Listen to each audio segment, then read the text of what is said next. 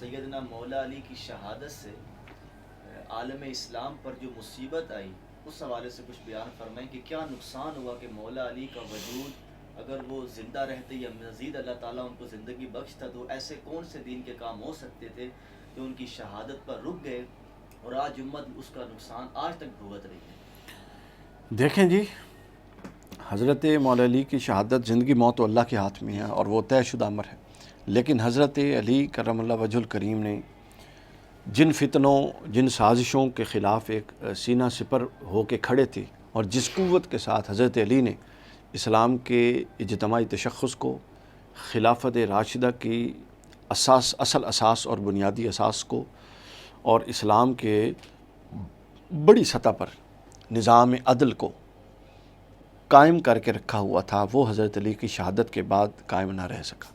امام حسن علیہ السلام نے کوشش بہت کی، لیکن امام حسن کا دورانیہ بہت تھوڑا ہے، 5.5 ماہ، تقریباً 6 ماہ۔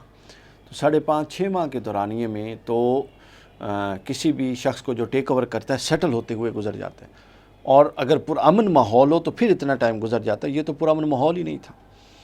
ادھر حضرت علی نے حکومت سنبھالی حضرت عثمان کی شہادت کے بعد 37 ہجری میں، 38 ہجری میں اس کے بعد جناب 1 ہجری، پہلے سال حکومت کے جنگ صفین، جنگ جمل، اگلے سال جنگ صفین، اس کے بعد نہروان، اس کے بعد اور سازشیں اور مار کے، تو حضرت علی کو تو موقع ہی نہیں ملا، سمجھ آئیے۔ تو یعنی حضرت علی کی حکومت کو اس حوالے سے آئیڈیل حکومت کہا جا سکتا ہے کہ اتنی سازشیں اور اتنے چیلنجز داخلی بھی اور خارجی بھی، حضرت سیدنا ابو بکر اور سیدنا عمر رضی اللہ عنہما، ان کو خارجی چیلنجز درپیش تھے، داخلی چیلنجز نہیں درپیش تھے۔ حضرت علی کو داخلی چیلنجز کے ساتھ، خارجی کے ساتھ ساتھ داخلی چیلنجز بہت زیادہ درپیش تھے، چونکہ اپنے لوگ لالچ کی وجہ سے اٹھ کھڑے ہوئے تھے، اور بہانہ کیا تھا حضرت عثمان کے قصاص کا؟ یہ بالکل ہی بہانہ ہے، اس سے بڑا ڈھونگ کوئی نہیں ہے کہ عثمان کا قصاص لینے کے لیے کچھ مخلصین اٹھ گئے۔ تو کیا حضرت علی کو فکر نہیں؟ وہ حضرت علی سے زیادہ عالم ہیں، وہ حضرت علی سے زیادہ جاننے والے ہیں کہ حضرت عثمان کا قصاص لینا ہے۔ یا تو یہ قول کر دیں کہ علی خلاف شریعت جا رہا تھا، اور کچھ اور لوگ اٹھے جو علی کو شریعت پر لانے والے تھے، یعنی جس کے بارے میں بخاری مسلم کے اندر ہے کہ حضور نے فرمایا، حضرت سعد بن ابی وقاص سے جب حضرت معاویہ بن ابی سفیان نے پوچھا کہ ما منعک ان تسبّ ابا تراب، تجھے کیا چیز علی کو گالی دینے سے منع کرتی؟ تو انہوں نے کہا علی کو 3 ایسی فضیلتیں حاصل ہیں، یہ مسلم کے لفظ ہیں، کہ اگر مجھے ایک بھی حاصل ہو تو یہ میرے لیے سرخ اونٹوں سے بہتر ہے۔ وہ فضیلت کیا؟ فرمایا جب علی کو پیچھے چھوڑا ایک غزوہ میں، تو انہوں نے کہا یا رسول اللہ آپ مجھے بچوں کے ساتھ چھوڑیں، تو حضرت علی نے فرمایا، حضور نے فرمایا کہ نہیں، تمہاری میرے ساتھ وہ نسبت ہے جو موسیٰ کی ہارون کے ساتھ تھی، سمجھ گئی۔ دوسرا خیبر کی واقعہ بیان کیا کہ خیبر کی رات حضرت حضور نے فرمایا کل میں عالم اس کو دوں گا کہ جس سے اللہ اور اس کا رسول محبت کرتا ہے اور وہ اللہ اور اس کے رسول سے محبت کرتا ہے۔ کہتے ہیں ہر ایک کی خواہش تھی کہ صبح اللہ مجھ سے ملے، بلکہ حضرت سیدنا عمر فاروق رضی اللہ تعالیٰ عنہ کے بارے میں آیا، آپ فرماتے ہیں مجھے کبھی منصب اور کسی چیز کی لالچ نہیں ہوئی، اس ایک رات میرے دل و دماغ میں یہ چیز چھائی رہی کہ صبح کاش یہ علم مجھے مل جائے، چونکہ مور تصدیق ثابت ہو گئی نا۔ حضور نے کہا کہ اس کو ملے گا جو اللہ رسول سے محبت کرتا ہے، اور اللہ رسول اس سے محبت کرتی، یہ دوسری بات، صحیح ہے۔ اسی طرح ایک تیسری بات، تو یہ والی بات، یہ وہ بندہ، یہ وہ مقام حضرت علی کا۔ پھر ترمذی کی روایت فرمایا کہ اللہ کو علی کو ہدایت کو علی کے ساتھ جوڑ دے، جہاں علی جائے ہدایت اس کے ساتھ جائے، قرآن کو علی کے ساتھ جوڑ دیا گیا۔ تو دیکھیے جو شخص جس کا سٹیٹس یہ ہے، یا تو آپ اس کے سٹیٹس کا انکار کر دیں۔ وہ شخص جس کو گالی دینا، رسول فرماتے ہیں ام سلمہ رضی اللہ تعالیٰ عنہ کی حدیث، کہ جس کو گالی دینا خود رسول اللہ کو گالی دینا ہے، ٹھیک ہے، جس کے ساتھ صلح رسول اللہ سے صلح ہے، جس کے ساتھ جنگ رسول اللہ سے جنگ ہے۔ یہ ایک میں بہت بڑا نقطہ فرحان صاحب اٹھا رہا ہوں، ذرا غور کیجئے۔ جس کے ساتھ جنگ رسول اللہ کے ساتھ جنگ ہے، جس کے ساتھ صلح رسول اللہ کے ساتھ صلح ہے، جس کی محبت مومن اور جس کا بغض منافقت کی علامت ہے، یہ امت کو کیا ڈھونگ رچایا جا رہا ہے؟ اس کو وہ لوگ جو 11ویں طبقے میں ہیں اور بعد میں اسلام جنہوں نے قبول کیا، چلیں قبول کر لیا، بعد میں کیا، وہ علی کو آ کے پڑھا رہے ہیں کہ فقہ کا مسئلہ ہے، قصاص لیا جاتا ہے، سبحان اللہ۔ یعنی یہ دھوکہ کس کو دیا جا رہا ہے؟ یہ بیوقوف کس کو بنایا جا رہا ہے؟ ہم روٹی کو چوچی تو نہیں کہتے۔ دیکھیں، یا تو یہ منافقت کا پردہ چاک ہو جانا چاہیے، یا تو علی کا یہ سٹیٹس ہی ختم کر دیں، انکار کر دیں احادیث صحیحہ کا جس سے بخاری مسلم بھری پڑی ہیں، ٹھیک ہے۔ صرف یہ حدیث کی کتاب دیکھ لیں، حضور شیخ الاسلام کی یہ کتاب ہے، صحیح بخاری اور صحیح مسلم کے اندر جو اہل بیت مولا علی کے فضائل ہیں، ان کو صرف اس کو پڑھ لیں، صحیح بخاری اور مسلم کے اندر آپ کے ہوش ٹھکانے آ جائیں گے۔ یا تو پھر یہ بخاری مسلم میں جو مولا علی کا سٹیٹس بیان ہوا اس کو نگیٹ کر دیں، یا پھر اس ڈھونگ کو ختم کر دیں کہ جی حضرت عثمان کے قصاص کا مطالبہ تھا۔ مجھے ایک بات بتائیں بلا تشبیہ و بلا مثال، ایک شخص وہ ذوالخویسرہ تمیمی تھا اور رسول اللہ کو کہتا تھا انصاف کریں، اس کی بات کو آپ جسٹیفائی کر سکتے ہیں؟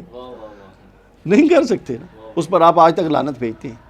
تو کسی دوسرے کی کیا جرأت ہے کہ وہ علی کو ڈکٹیٹ کرے؟ علی سے زیادہ فہم کس کا ہے؟ عالم الناس ہے، 1.5 لاکھ صحابہ میں 100 صحابہ مفتی ہیں، اور 100 صحابہ مفتیوں میں 10 صحابہ ہیں جو مجتہد ہیں، اور ان 10 کے 10 صحابہ میں سے ایک صحابی ہے جس کی طرف ہر کوئی رجوع کرتا ہے، وہ ہے باب العلم، مدینہ العلم، باب مدینہ حضرت علی۔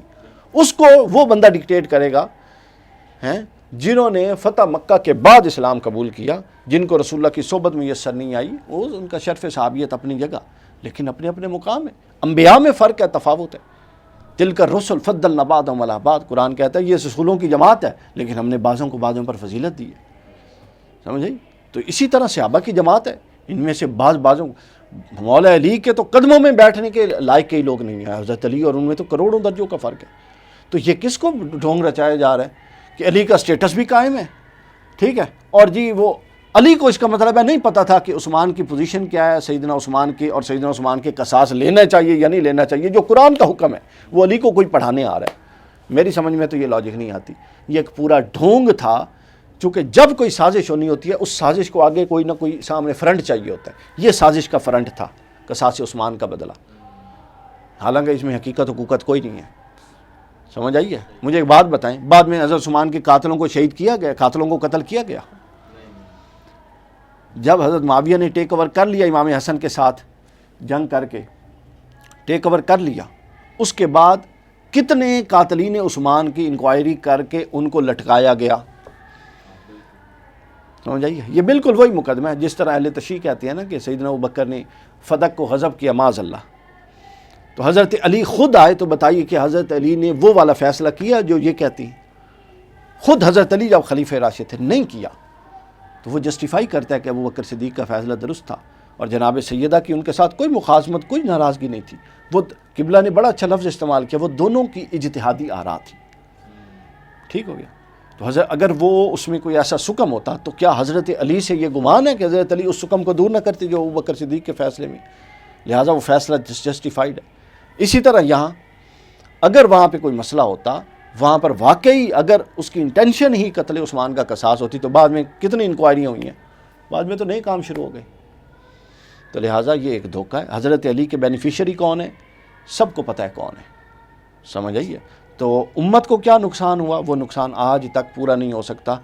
طبقے بندی اہل سنہ، حضور نے فرمایا تھا علیکم بسنتی و سنت الخلفاء راشدین، اور میرے صحابہ کی راہ پر چلو۔ وہ جو تفریق اور وہ دراڑ پڑی وہ قتل علی سے پڑی تھی، چونکہ جب ایک خلافت راشدہ کے خلاف ایک سازشی گروہ فئۃ الباغیہ، جس کو قرآن حدیث نے باغی کہا اور جو جہنم کی طرف بلانے والا کہا، ٹھیک ہے، اور جو حق کے مد مقابل کہا، جس نے حدیث عمار میں 28-12 حدیث نمبر بخاری کی، تو اب وہ گروہ جو ہے اس گروہ نے پھر بعد میں دیکھ لیجئے وہی گروہ سارا کا سارا بینیفیشل رہا۔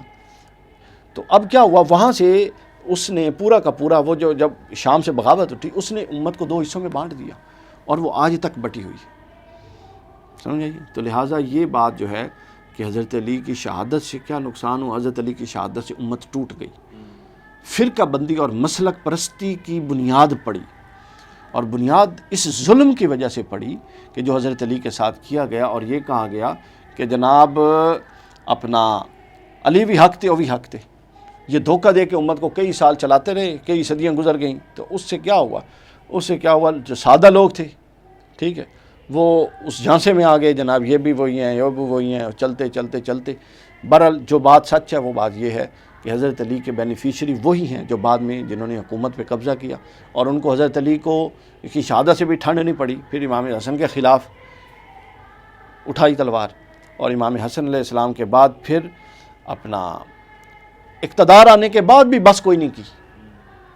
آپ دیکھ لیں لسٹ کی پوری کی پوری لسٹیں ہیں جناب، حجر بن ندی، اور وہ آپ صرف حدیث کا جائزہ لے لیں تو وہ نہیں پڑی، پھر ممبروں پر سب و شتم کی کہانیاں آپ سن لیں، پھر جو اپنا صلح حسن کی شرائط تھی اس کی آپ کوئی دیکھ لیں، ٹھیک ہے، اور پھر یزید کی نامزدگی تک آ دیں. تو یہ وہ ایک اپنا حضرت علی کے شہادت کے نتائج سے جو امت کو بھگتنی پڑی.